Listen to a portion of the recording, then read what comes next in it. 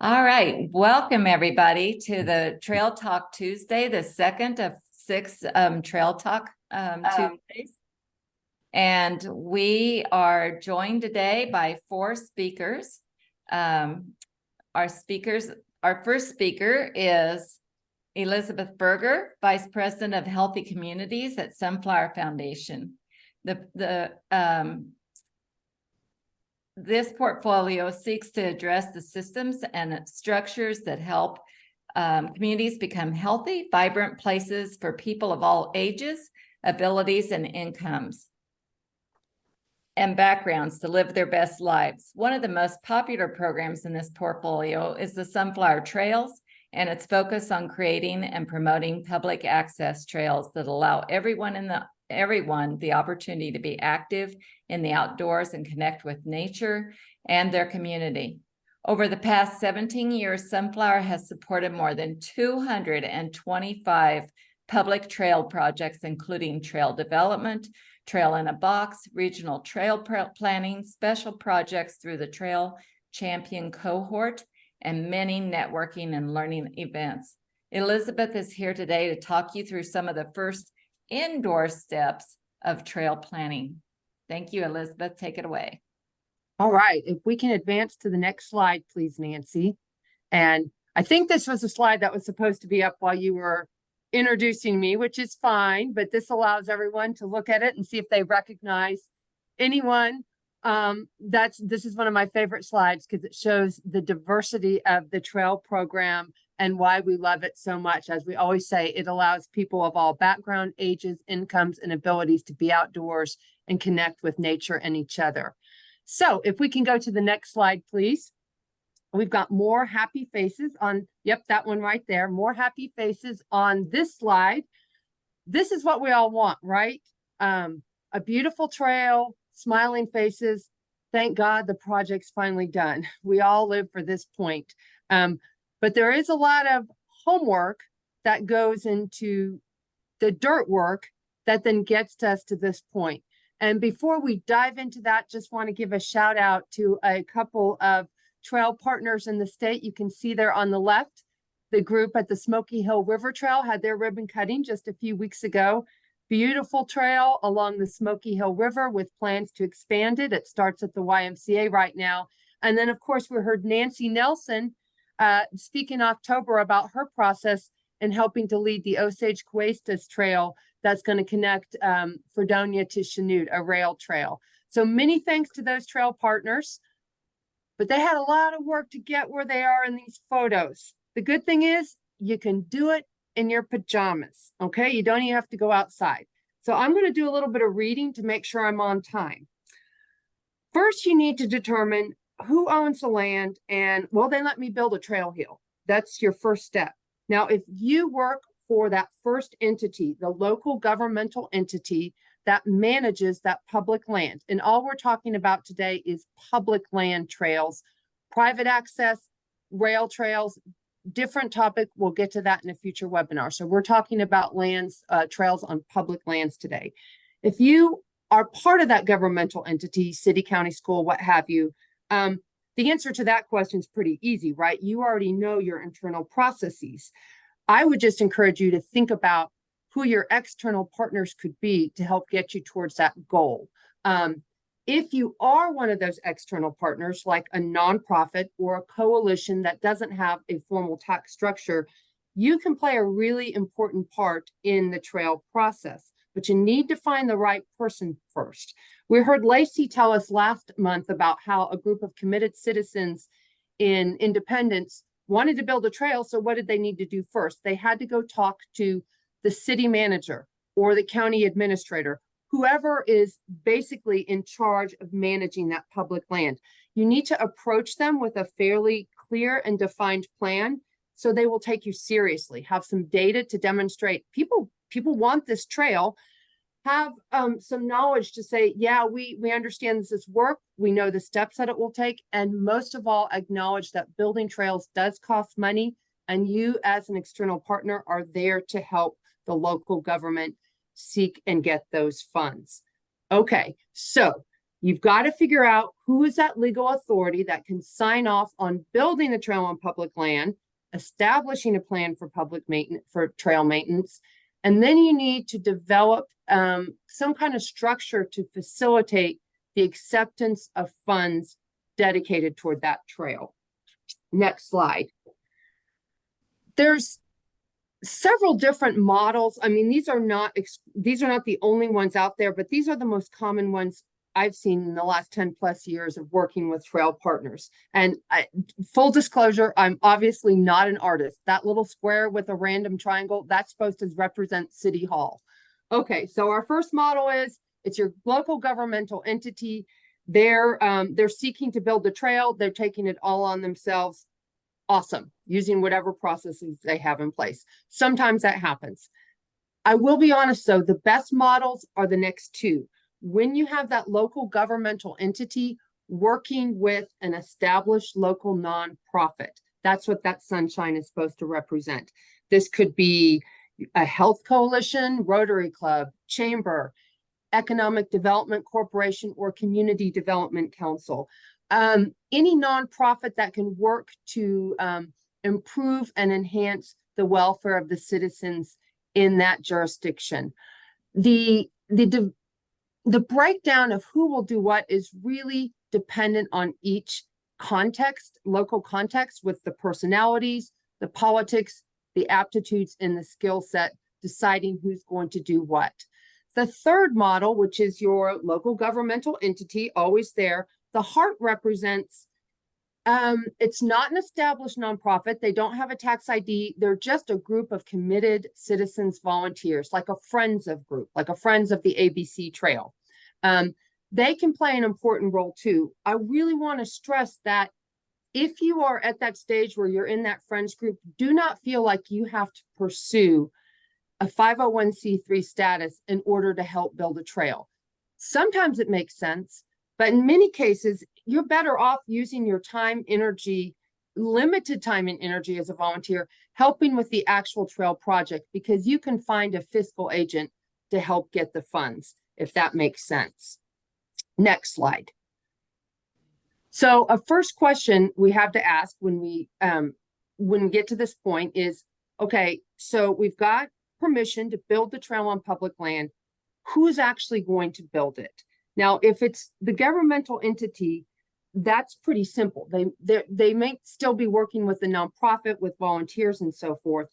But if it is a nonprofit taking the lead on building the trail, let's say it's a natural surface trail around a county lake, it's really important to establish a formal agreement like an MOU, a memorandum of understanding. Now, this is not an enforceable, legally binding contract. It's really a step above it's called, a step above a gentleman's agreement. In Kansas, I call it a good old boys agreement, the handshake.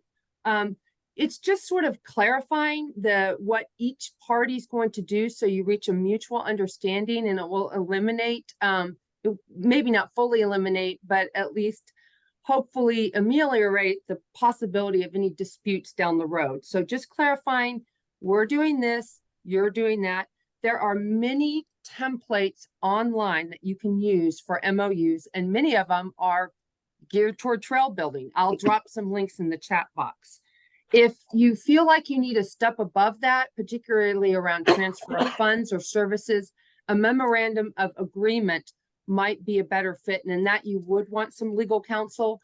Luckily, all governmental entities should have legal counsel at their disposal.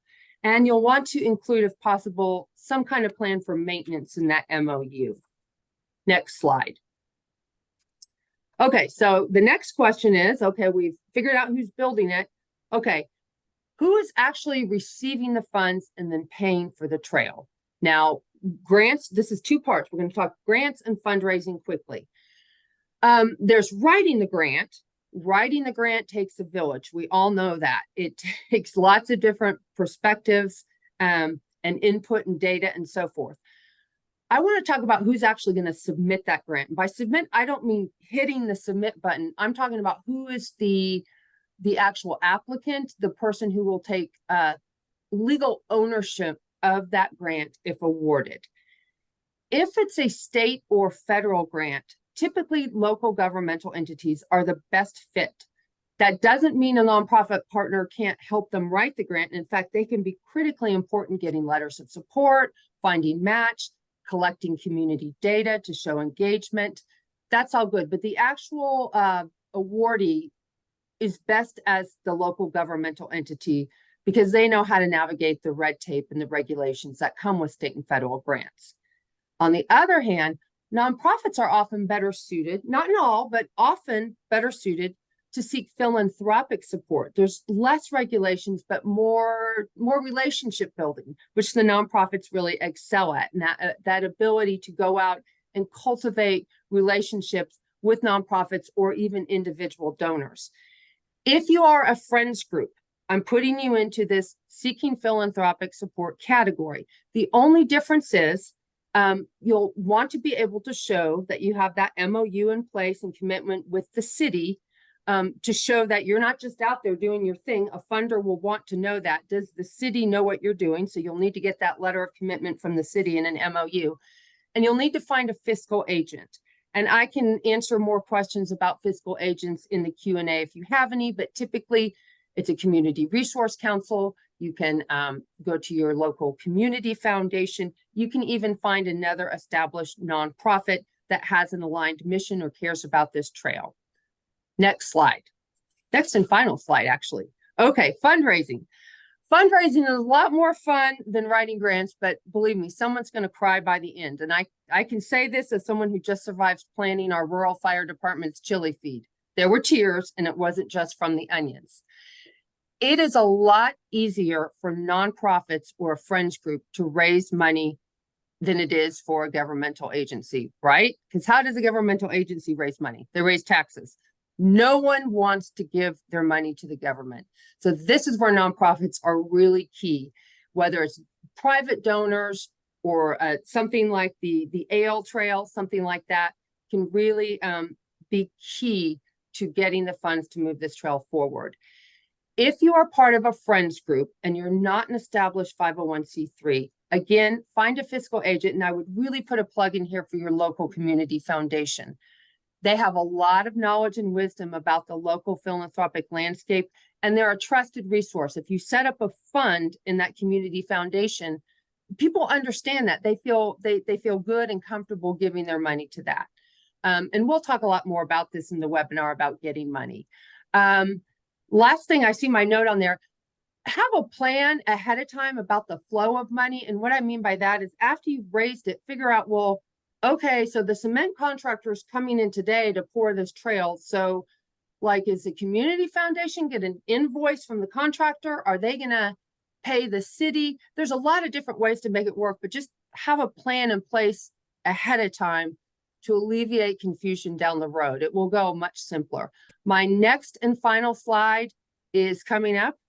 And like I said, you don't need pajamas to do you can do this in your pajamas, or you can be like a stick person and be completely your own self. So I'm happy to take any questions in the Q&A or drop them in the chat box.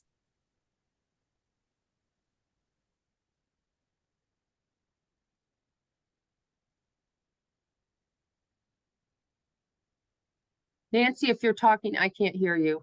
Oh, thank you. Okay, how's that? I can hear you now. Thank you. Better. For our next speaker is Mike Goodwin. And for the longest time, I believed that Mike Goodwin was the Kansas Trails Council. It turns out that I was very wrong. The Kansas Trails Council has been in place informally since 1974, and it became a nonprofit 501c3 in 1984. The Trails Council is dedicated to promoting the development and enjoyment of Kansas trails. Mike himself has been designing and building trails for more than 24 years and has worked with hundreds of aspiring trail builders across the state. Mike has worked with park managers and volunteers through every stage of construction, and today he will show us how to get started. Thank you, Nancy, and thank everyone for joining us. We're really having a lot of fun on these webinars. Yeah, when you talk about trails, you just have to smile. I mean, that's what we all do when we think about trails at the Kansas Trails Council.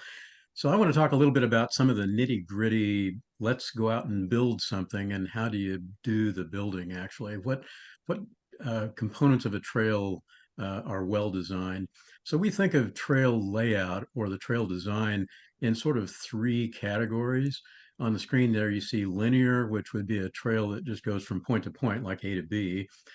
Sometimes that's dictated by the land that you have available. If you have a very narrow corridor, that's all you can do is go from point A to point B. The second type is just a loop. That would be like the green loop that says easy. So you just make a loop that goes out and comes back to the starting point.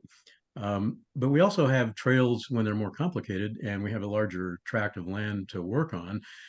We call them a stacked loop, where you have perhaps the starting point is an easy trail loop, and then you put maybe a little more difficult trail like in the blue, and a very difficult trail on in the black lines, which is designed this way so that the more advanced runners, hikers, bikers can actually make it all the way out to the difficult portion.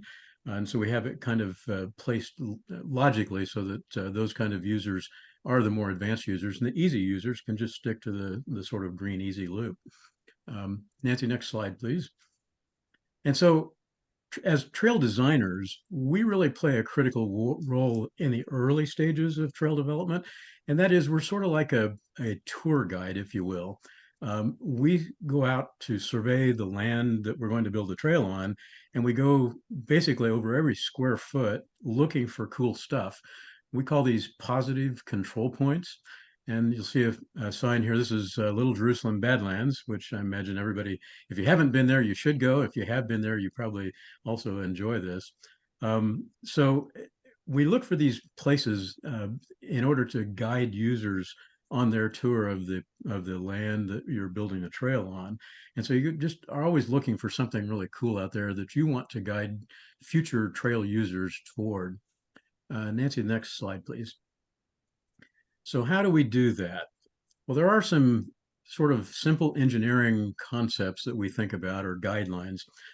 First of all, grade or slope, as the terms we use, refer to how steep the actual trail itself becomes. And so we always want to keep those trail grades at or below 10%, which is simply going up a foot in every 10, or up 10 feet in every 100 feet. So as you think about strolling along the trail, you want to have that slope never really going over 10%. Next slide, Nancy. Having said that, there are a couple of simple rules, one of which is the bottom of this page. You see the 10%. The first rule that we really like to talk about is what we call the 1/2 rule. And that just means that if you have a side slope that you're going across that's, say, 18% in its grade, you don't want to go up more than half of that when you're actually building the trail across the side slope. So a 9% trail grade, as opposed to 10 we talked about, 9 is really the maximum you should use on a side slope of 18.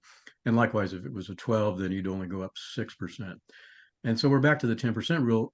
At any point, you would never want to go up more than 10%, but you can cheat a little bit on little short sections where you establish some drainage at the low points.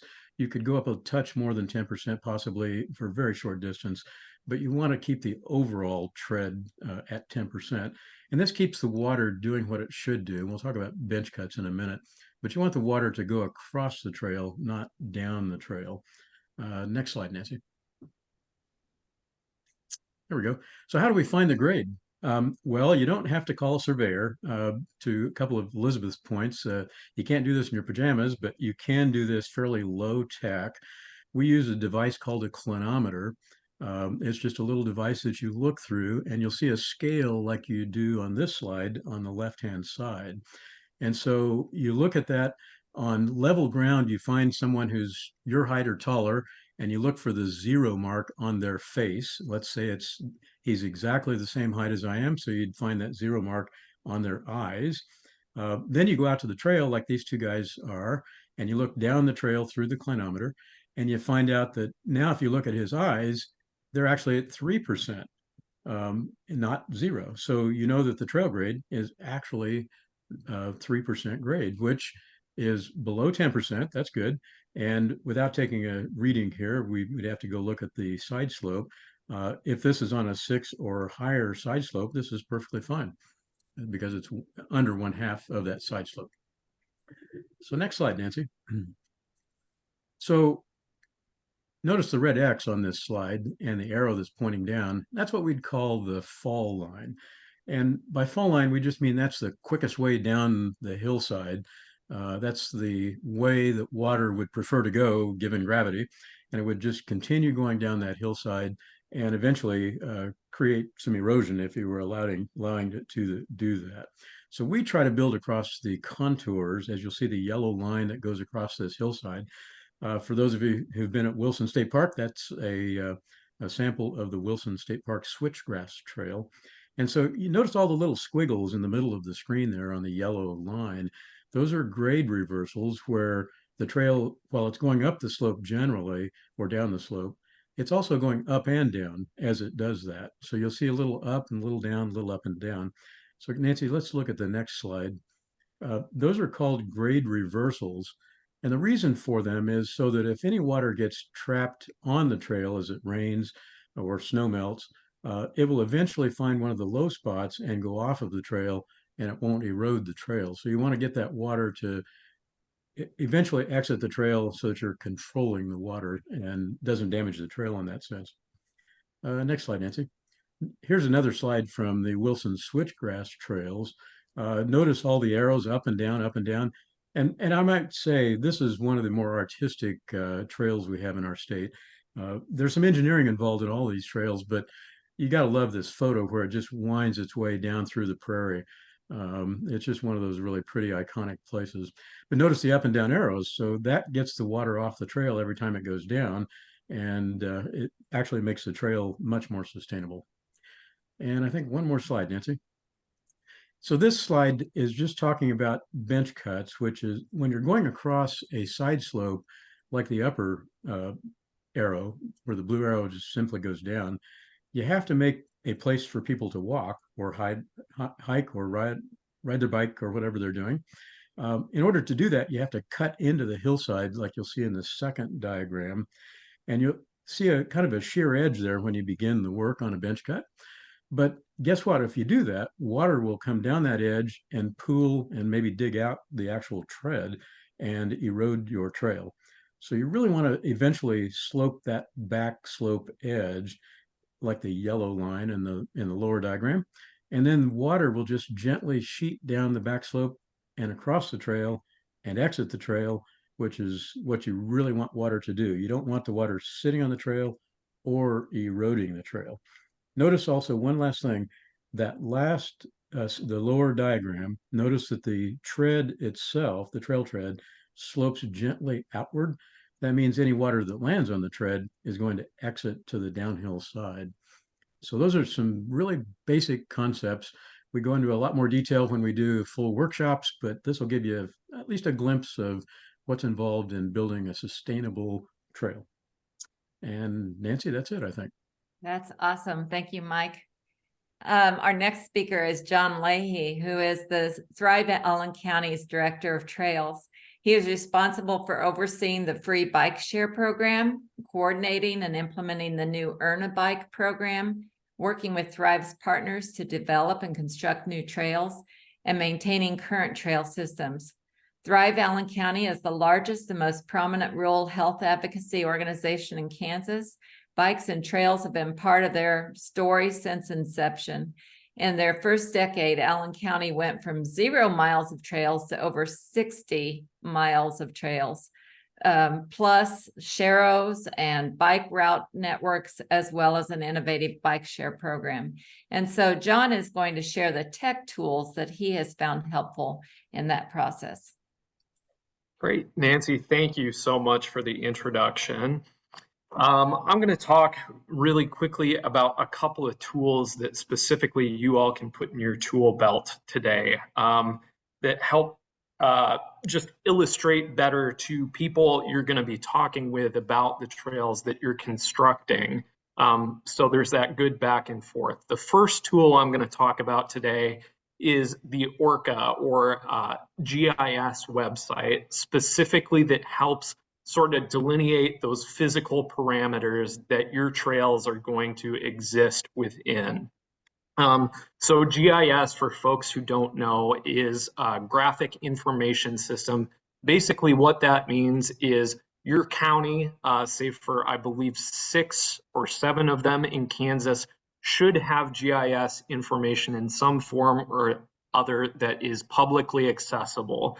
If you look up ORCA, which I will post in the chat later specifically, you can click into your county. So if you go to the next slide, Nancy. Thank you. You can click on your county. I'm in Allen County, so there will be a little box that pops up that says view. If you click on that box, you can go ahead and advance it one more time, please. Thank you. Perfect. You get a large overview. You start to see parcel lines. You start to see county, state right-of-ways, municipality right-of-ways that really help sort of delineate specifically where your trail project is taking place. This is an incredibly useful tool in finding out who specifically owns the property. So if this particular piece of property is on the Lehigh Portland State Park, which is now owned by the Kansas Department of Wildlife and Parks, or whether you do have some private property that abuts. This is useful because you can pull the specific location, so addresses, site boundaries for legal descriptions, and also mailing addresses. So if you're working on things like rail trails, that can be a very useful tool in figuring out how you can be a good neighbor, because as we all know, being a good neighbor is sort of paramount in sustainable trails specifically. Yeah, thank you, Nancy. The other tool I'm going to talk about today is Google Earth. All of that information that we said specifically on the GIS tools is going to be really handy when you're actually going to plan, you know, what do your trails look like? When Mike was talking about those linear trails, those loops or those stacked loops, what are those actually specifically going to look like in the context of your built infrastructure already? How are the trails going to be accessible to everyone? So Google Earth is free software. There are a couple of different versions. The version I'm going to talk about today is specifically the desktop or computer portion of that, because it's an excellent way to communicate with your land managers, your volunteers, and just generally trail users. We have actually used the maps that we create on Google Earth as our trail maps. And I know that's a fairly common practice among a lot of trail systems. So Nancy, if you would advance for me, please, again. This is sort of the general interface. I forgot to mention on that last slide, actually, I will also post a link to specifically a first-time user guide that I have put together, because we know, you know, tech tools sometimes get a little bit away from people. So this is something I hear from communities a lot, in particular, that they have trouble downloading these things and figuring out specifically how to use them. So there's a step-by-step process that I will also link. Once you get this downloaded, you can start to import data. You might notice I've been wearing a watch that we'll talk about here in a minute.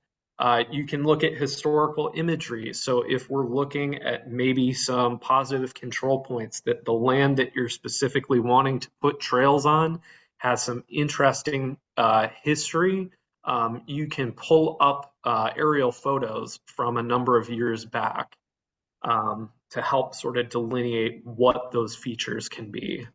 It can pick out elevation profiles. So where Mike's talking specifically about contouring and doing your bench cuts and your grade reversals, you can start to get a scope of what those might look like from a different direction. And then you can also, like I said, create those maps. So Nancy, if you would advance for me. Let's talk a little bit more about some of the tools that we can use to import data to this tool. Like I said, my watch feeds directly into my phone. I have Garmin. There are a number of different ways you can do this, and you can use existing information if you know where to find those. Things like Strava, Ride with GPS, or RideSpot are very frequent tools that bikers in our area use, that you can also import information specifically on public lands. I like to plug Get Outdoors Kansas as well, which is another fantastic tool that you can also use to sort of acquaint yourself with what is already accessible in your area. Yep, perfect. So this is the Lehigh Portland State Park again. On your left is an image that was taken in 1992, and there was one taken on 2020. They have been a huge boon. This was an industrial site, and it has sort of highlighted some things that we didn't know were there. There were some structures, particularly, that were interesting points of positive control points that we like to find in some of that imagery that also help sort of orient us when you're out there actually laying out your trail with your pin flags. Okay, Nancy, you can go ahead again for me, please. All right. So the elevation tools, this is one I just recently started looking at a little bit closer. So particularly, a lot of people think of Kansas as very flat, and a lot of our trail users would say, yeah, a lot of our trails are very accessible. They're very flat. Well, the truth is there's actually quite a bit of elevation change on some of our trails. So making sure that, when you're on your trails, that they feel like they're accessible, like there's nothing that you physically need to alter in your landscape. I like to say that you like to blend your trails into the landscape as much as you possibly can. So this might be able to highlight some particular problem areas in your planning process before you actually get out there and start moving dirt. Okay, perfect. And then tech tools. One of the other really useful tools that we like to use is some of their other features, specifically in place marks and polygons. You will see over on the right-hand side of your screen, I've denoted some prairie areas by dragging polygons over things, and also place markers to note things. We have a cave on our property that is a huge point of interest for people who come to visit, but it's not super well signaged. There's not a lot of wayfinding signage, so it's really important to have those things on some of our maps as well for people to get those accessible to them. So if you go to the next slide, please, Nancy. We've sort of compiled those all into a general document that is our general trails map that we give out to the general public. We use this again to talk with state municipalities, all the way down to local government, right? And having your legends and labels on these things is an incredible useful tool that when you're going to print these things, you can give them to people so they orient themselves. This also interacts with some of those access points along our roads that we talked about earlier as well. And all of these things just sort of are a compilation of all the things that you can do. So when you're looking to put together a trail system, wear your watch out there. Make sure you find out where your potential areas for improvement can be, and also cross-reference with that GIS information to see if there are potential opportunities around some of those other things as well, or say, hey, here's some obstacles as well. So all of that, like I said, I will include here in just a minute in the chat, so you all have access to both of these free tools. That was wonderful. Thank you so much, John. And Larry Hatfield is our last speaker. We're going to have plenty of time. Put your questions in the chat, and we'll have plenty of time to address any of your questions. Meanwhile, the chat and the recordings will be online. So Larry Hatfield is the president of Prairie Travelers, Inc., a nonprofit 501c3 organization, which is the trustee for the Prairie Sunset Trail, a 15-mile rail-banked trail between Garden Plain, Goddard, and Wichita in southwest Sedgwick County. It's open year-round. The Prairie Sunset Trail is home to many native Kansas plants and animals. In addition to exploring the trail by foot or bicycle, the wooded areas, streams, and farmland along the trail offer ample opportunity for bird watching or geocaching. It's conveniently located just 5 miles from downtown Wichita. The trail offers city dwellers a respite from the bustle of the city. So, Larry, thank you for talking with us today about working with others. Okay, thank you, Nancy, and thank you everybody who has joined. I want to talk about the first slide just a little bit. That statue that you saw was a bronze of Cecile Kullenberger, who basically got all this started. If it wasn't for her, there wouldn't be a Prairie Sunset Trail. So at the Goddard Park, which I'll talk about a little bit later, we put up a bronze of her and her dog, who was always by her side. The covered bridge is out at Garden Plain, and it's right at the beginning or end of the trail, whichever you prefer, whether you start east or west. We put that up just as a conversation point, and it's been well received. We've had wedding pictures taken there. We've had prom pictures taken there. People gather on the bridge. There's a community just off the trail that you can't see. So this is just some of the things we put in so people would actually want to go to the trail and see what's there. I'm going to talk a little bit today about all the trials and tribulations that we went through to actually get this trail open. This is a slide that I have used at a lot of city council meetings, working with other groups, and just to let them know how we can get rail trails going, make sure everybody kind of participates in them. And it's an educational tool. We have been an organization for 25 years now.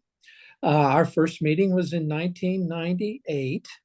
In 2001, the railroad abandoned the corridor from McCormick, which is a street within Wichita, to Garden Plain, and that's 15 miles. We were able to do the rail banking on this. And then what we found out was very early on, nobody wanted a trail.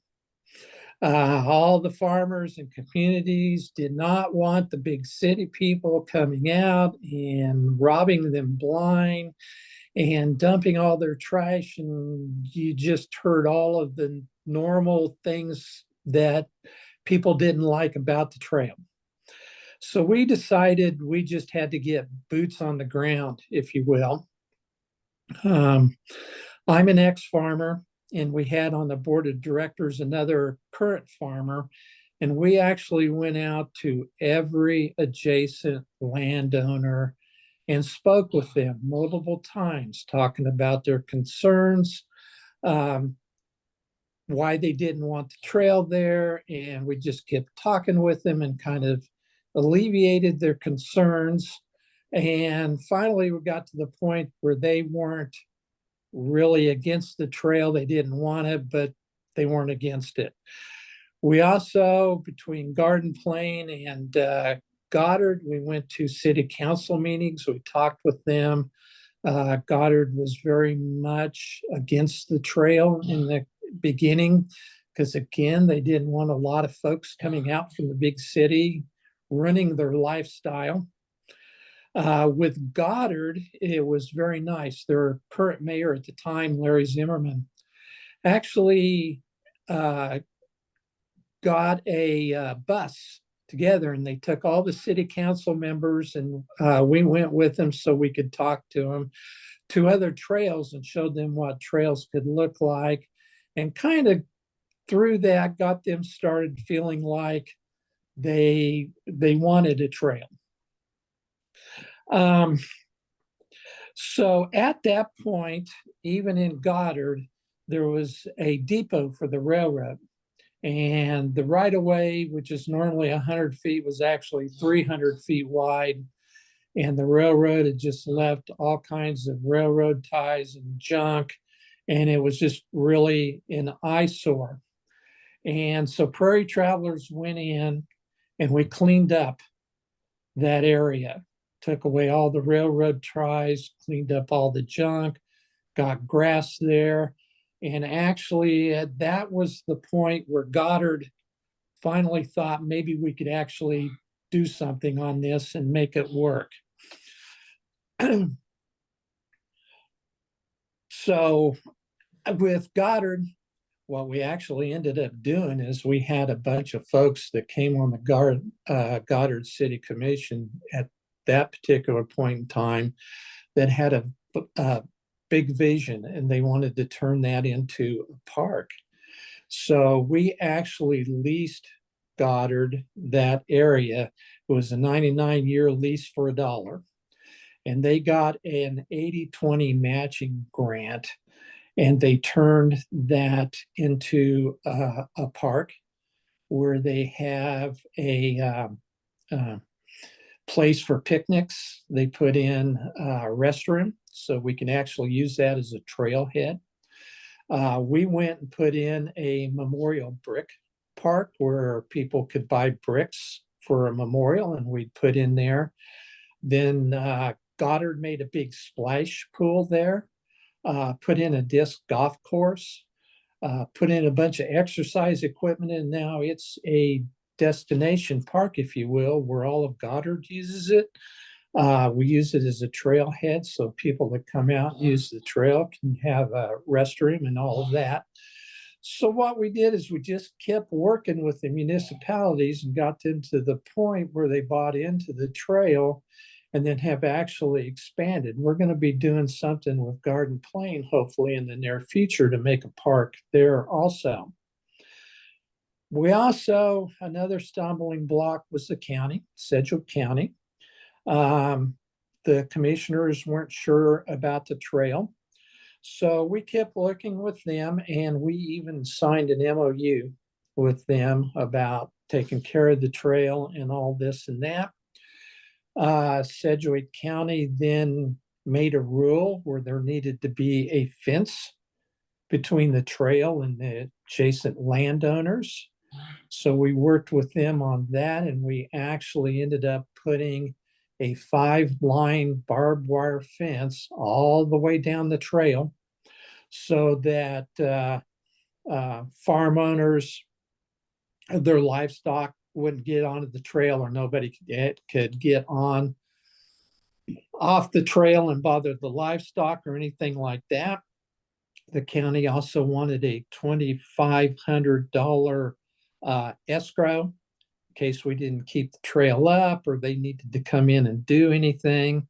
And they also appointed a gentleman that inspects our trail every year.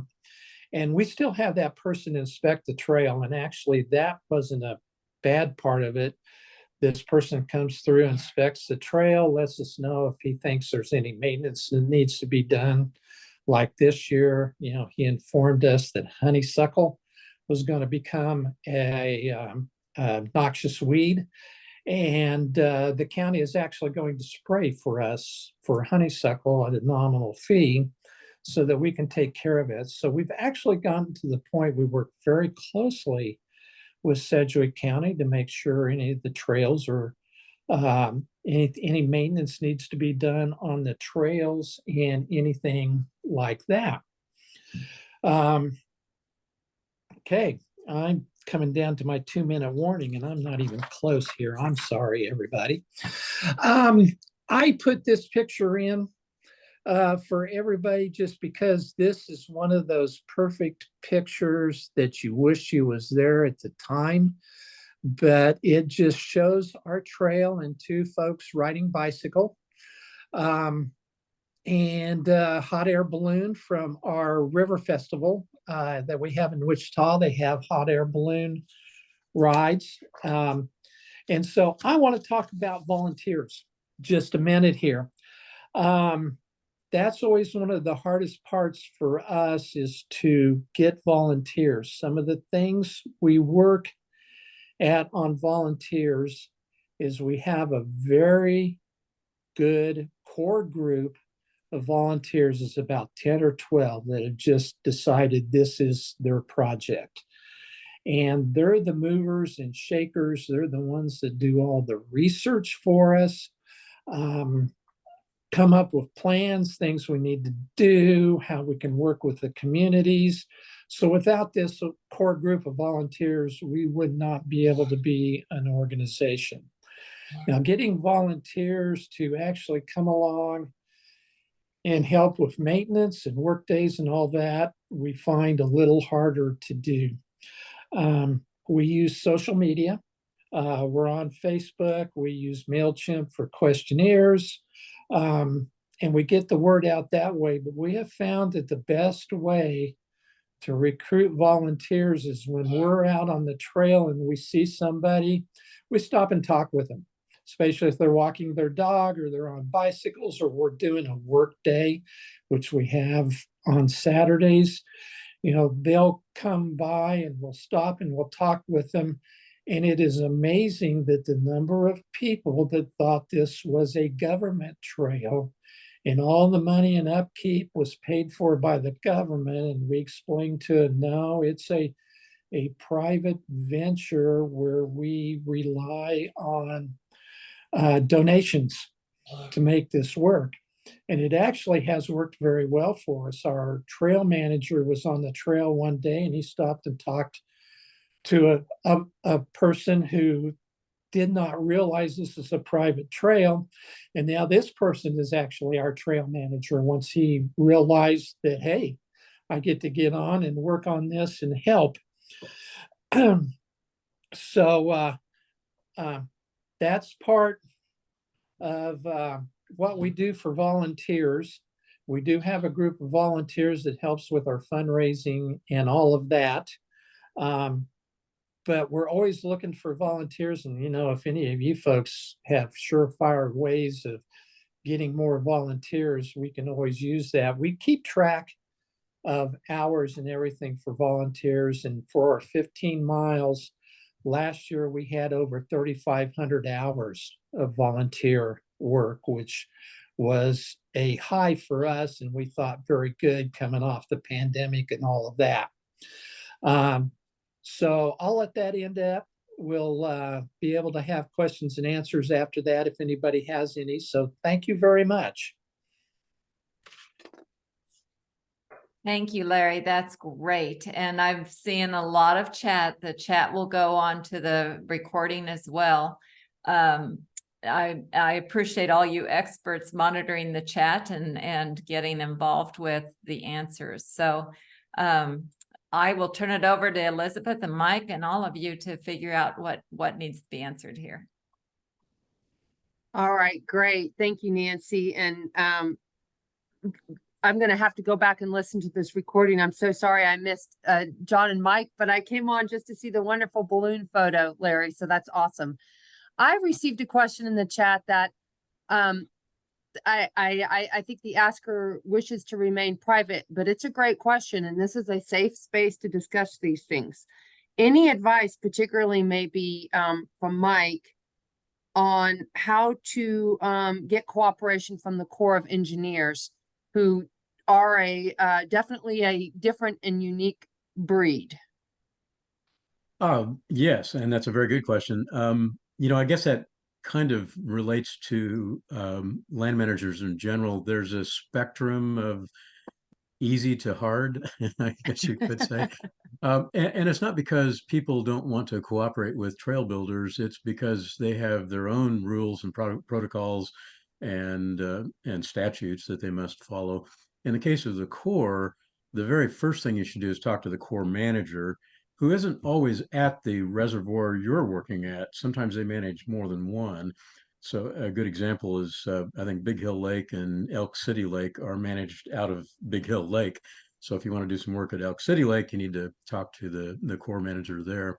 But start with that Corps manager of the specific property you're talking about And then you might need to filter up to the next layer, depending on what you're wanting to do. I find that the Corps loves to work with trail groups, and I think if you can make those personal contacts, you can certainly make that work. But again, they have a lot of rules that they have to comply with, and you can't just start digging dirt and putting in trails really without working closely with that land manager. Mike, I had said earlier, it's helpful, if, like, again, going back to the example from Independence and Lacey, who spoke so eloquently last month about, you go to the city manager, administrator, and you kind of have a plan to demonstrate you're not just a bunch of, ragtag ragamuffins out here digging up dirt, not knowing what you're doing, and that's helpful. Is that the same for, and maybe even a level up with those within the Corps of Engineers about coming to them with some specifics to show you've done your homework? Yeah, it's really important. Those early stage planning steps that you take that you talked about a little bit too. And John, in terms of the GIS and GPS info, you have to put a plan together in order, and I'll say on paper, but at least electronically, to lay on the table and talk to the land manager about what you plan to do. And the beauty of that is that they often have ideas that you hadn't thought of. So there's an opportunity to sort of go back and forth with ideas and brainstorm, find out what's permissible on the land. For example, in some of the areas, you can't just go build a trail in a certain location because of cultural sort of things that are in the ground that you may not know about. The land manager knows where those are, the sensitive areas. And by working with them and talking to them, you can work out a way to work around those and certainly not to disturb them. So yeah, it's going to be a give and take from day one in those early sort of planning phases when you're putting in any kind of a new trail. Right. Larry, I don't know if you saw in the chat box, there's a specific question to you. Would you like me to read it aloud to you? Yeah, if you would, because I'm Sure. not I'll put on looking my at the old lady chat box. glasses. Okay, Okay, very so- good. This says that you mentioned a couple of times your trail is private and they wondered how you handled the liability insurance. We actually have liability insurance for the board of directors and the officers of our organization. And it's through a company called Chubb, which is very well-known insurance company. We had a fire that started on our trail a couple of years ago, and without going into details, it burned up 3 acres of milo for a farmer. And we were actually able to work with them and the farmer and get it all taken care of and get him compensated for that fire. So yes, we do have insurance. We also pay our property taxes, which is very, very minimal, so that we can keep our upstanding of actually having the deed to this trail. Hopefully that answers. Yeah, and I might just jump in here and say that, we're talking about with a rail trail. So it is a little bit different than many of the scenarios I was mentioning in the beginning about building a trail on public land, which, and Mike, you can speak to this much more eloquently than me. If it's on public Yeah. land, the group building the trail doesn't need to carry any kind of insurance, because you can't sue someone that falls on public land, basically. A Yeah, rail but- trail is different though, because it is that you're carrying that easement by a private group. Right. Yeah, that's, go ahead. I was just going to say, so when you're on public land like the Corps land or a state park, workman's comp of the land manager itself would cover any liability of someone getting hurt on that property. Unlike a rail trail that's privately owned by the trail entity, and I might say, Larry, you have a privately owned trail corridor, which is open to the public. So it is a public trail in that sense, right? But it's different because you actually own that corridor as opposed to a public parcel like a Corps park or a state or a county or a city park.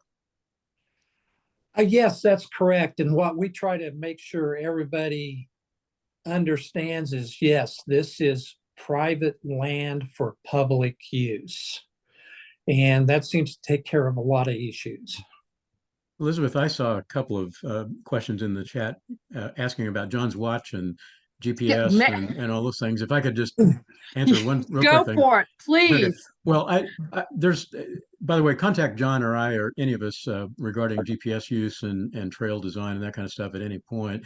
But it's really quite easy once you've used these devices a couple of times to record something on. I use a Garmin also. It's a different version than John's, but you can immediately upload that to the Garmin Connect app, which Garmin maintains, and then that GPS track can easily be exported to other platforms, including Google Earth or Esri. Someone was asking about Esri. Esri is often used more by the larger park managers, cities, counties, and Corps, because it's more expensive and it's a higher technical level of operation. But Google Earth is used by almost everyone. So if you can record something on your watch or on your smartphone, there are tons of apps out there like Map My Walk, Map My Ride, Strava, and all these things that record on your smartphone. Then you can easily morph those into a platform like Google Earth. And to John's point, we make almost all of our maps with Google Earth as the background. We upload those GIS track or GPS tracks and then create the maps from that. Those go either in brochures if you're going to print something, newsletters, kiosks at your trailhead, things of that sort. There's a question in the chat that, thanks, Mike, that I'm going to read it aloud so those who are listening can hear it. And then I'm going to answer. And then John, I'm going to toss it to you. So I hope you can see it in the chat and you're thinking about it. It's a great question. It says, when it comes from the timeline of initial proposal to the trail is built, have we seen the transportation or the recreation argument gain more traction to move things forward? Or is that a very context-driven question? I say yes, it is a very context-driven question, depending on the type of trail and the population that will use it. But I will also say you can usually make both of those arguments equally well as a myriad of other arguments about how fabulous this trail will be. So in other words, you could say a shared user path on the side of a busy highway that connects this to this, that's going to be really important for transportation reasons, right? So that might be the most important argument, but you could tack on others too. People can still use it for recreation to tack onto their run, where you might say one of the natural surface trails around the lake, that's really for recreation, but then you can tack on economic development and so forth. So I think it's thinking very strategically and maybe even a little bit of what I call benevolent Machiavellianism about which argument is going to work best with the group that you're addressing, whether it's seeking permission or seeking funding. John, I'd love to hear your input on it. Yeah, I think it's an excellent question. And to your point, Elizabeth, I do think it is very context driven, but having sort of that idea in mind of specifically what you want to accomplish with your trail is important. What I would say is be flexible and also definitely be able to gather some of that anecdotal information just as a starting point. What do your trail users want to see, I think is really important jumping off point. We have found, and this is partially tangential with our bike share program here, that our bike share program was primarily, we had targeted it as a recreational program, but it has been hugely used for transportation by and large, and it's a wonderful thing. And our trails have seen a significant shift in some of our usage along like the Prairie Spirit, in particular within our city limits. That again, I think it would be more appropriate now to focus on that because we've seen that increased need for transportational infrastructure, I guess. I will also say Anecdotally, and I'm not going to name any names, but, or communities, but I have been told many times that using the argument that this is a trail that individuals without cars can use to get to work or school, seems to ring very well with, those who might think trails are just basically fluff otherwise, and why should we use any taxpayers? They really like the idea of someone pulling themselves up from their bootstraps, getting on their bike and going to work. So, just speaking bluntly there, but also in very general terms. Elizabeth, I might just add, it's really beautiful when the trail serves more than one purpose, right? And so Yeah. like Yeah. we're just finishing a trail in Benton, which is a 1 mile trail around their city lake, right? And so it's mostly for recreation, enjoying nature, hiking with your family, those sort of things. But the north side of that trail gets people from the neighborhood on the west side of the lake safely over to the school on the east side of the lake without going on the very busy road that's on the north side of the lake. So it sort of checks more than one box, multiple boxes. And I think every trail designer should be thinking about all those other potential benefits that are sort of not immediately obvious when you first start, but may evolve as you develop the project. And we could talk a lot more about this in the webinar on seeking funding, but that is to just what you say, Mike, is what makes trails so attractive as a when you're sort of marketing it to different funders. If a funder cares about nature, hey, the trail gets you out in nature. If they care about kids being safe on bikes, you know, so you can sort of tailor the many uses of that trail, but tailor it for the specific audience of which you're seeking funding or support in some other ways. And if I Nancy- can jump in here Yeah, for a please. second. We worked with Garden Plain on safe routes to schools. And we were actually able to kind of help them get the funding for a sidewalk that went from the trail up to the grade school, just so that the folks that live south of the railroad could get to school easier. So yes, it's a very important thing to work with the communities on projects like that. I'm going to tack one more thing onto the end of this in particular too. I think thinking specifically systems level, you know, we talk about individual trails right now. I think working on that synergy between all your trails is a really important piece of delineating specifically how those recreational and transportation goals work together in unison to make sure everybody is getting what they need out of their trail system. Nancy Nelson, I see your comment in there about the high school track team using the 2 miles. You know, I love, every community says the same thing about, you know, how once that trail is built, sometimes even before it's built, it's amazing, like homing pigeons, people find it. It's like, wow, it's like some sort of invisible but powerful trail net that we all figure out about it. I did want to address one more question in the chat box that wasn't, and then we can probably close it out unless there's any more questions. And thanks to everyone who's hung with us. There's a question, is there a statewide trail association? And at this point in time, there's sort of multiple different groups that work on different things. Of course, you've got the very fabulous Kansas Trails Council and Mike Goodwin, godfather of trails. There is a, I know, sorry, Mike.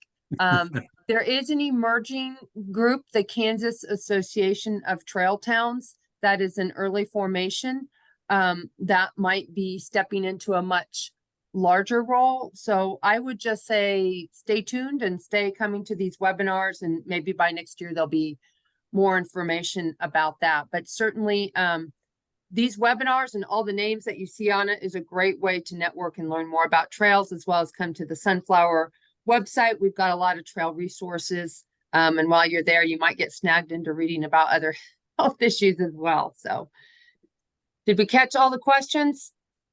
I think so. And thank Okay. you. Thank you all for being here and stay tuned. Our next call is December 12th. The pattern is the second Tuesday of the month from noon to 1 p.m. Central Time. So on December 12th, we'll be talking about what will this cost? Thanks, everybody. Thanks so much. Thanks. Thanks, guys. Thank you.